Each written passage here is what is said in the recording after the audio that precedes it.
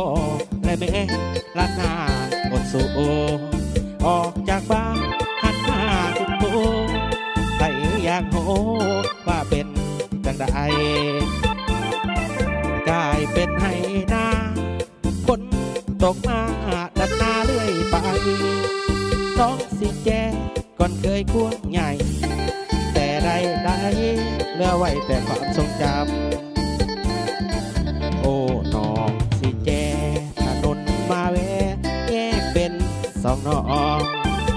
เปรียบดังใจอายและน้องใกล้วันกินดอง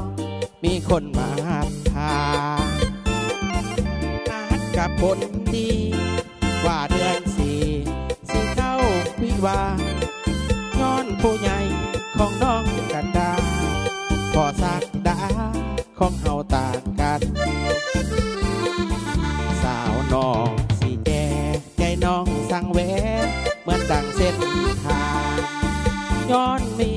ผู้บ่าวใกล้นางเขามีของกลางมันนางเอาไว้สัญญาเดือนสี่หน้าแรงปีนี้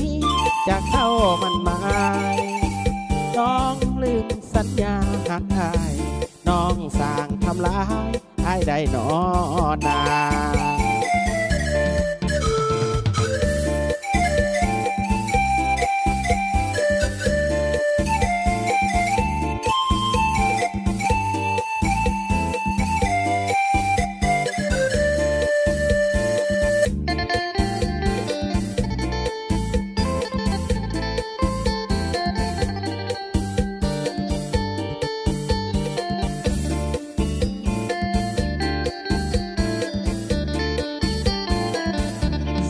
น้องสิแจ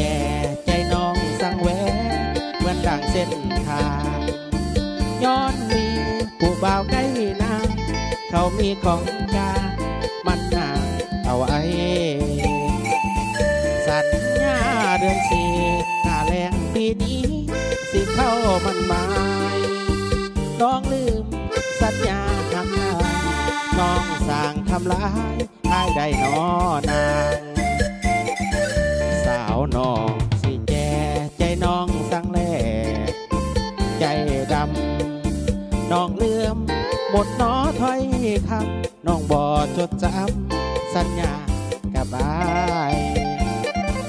สัญญาเดือนสี่หน้าแรงปีนี้สิเข้ามันหมาย